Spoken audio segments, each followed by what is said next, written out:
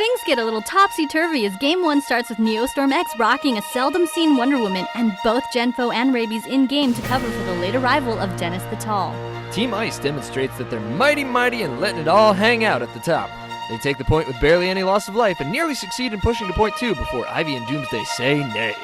Fanatiq's Aquaman starts to show signs of struggle as he fights the good fight solo. And in virtually no time at all, the enemy is back with a vengeance, wrenching point 1 from our team's icy grasp. Oh, how the mighty have fallen. But they're not out of the game yet. It takes some doing, but point 1 is once again under ice control.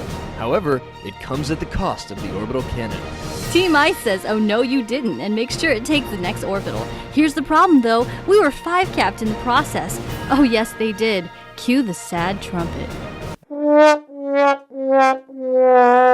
And in an inexplicable case of history repeating, Team Ice makes the same disastrous call for the 3rd orbital cannon, then redeploys as one big group of 5. This makes it so recapping points is glacially slow and the bleed is rapid.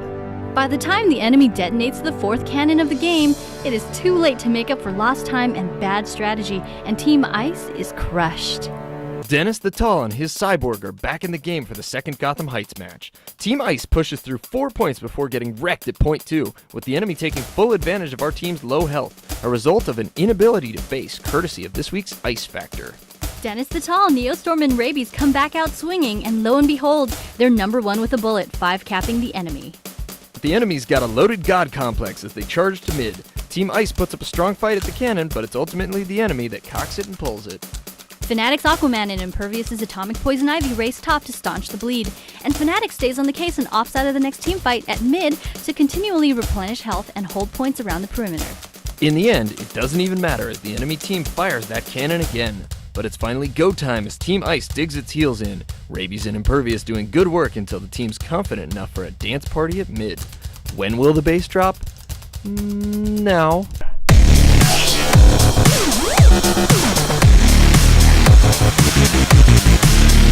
The 4th orbital cannon belongs to Team Ice, and Fanatiq makes good use of his teleport to back up his boy Neostormx at point 2.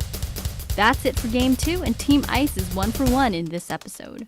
Game 3 on Gotham Divided, and we see Impurrvious pushing mid for a change. But, wait. What? Well, here's JenFo who's... Uh-oh. Looks like Team Ice is frozen with lag. Too many ice puns? Aw, let it go. And despite JenFo trying to smile through it, the lag is actually serious. Here, keep an eye on Neostormx's Wonder Woman. If you're wondering if teleporting short distances is one of her superpowers, it's not. Check out Neostorm as he tries to play off his teammate's screen. That's the face of dedication. Here's Fanatiq rubber banding so much it's as if there's a clubby strobe effect on the gameplay. Seems like a good time to drop the bass.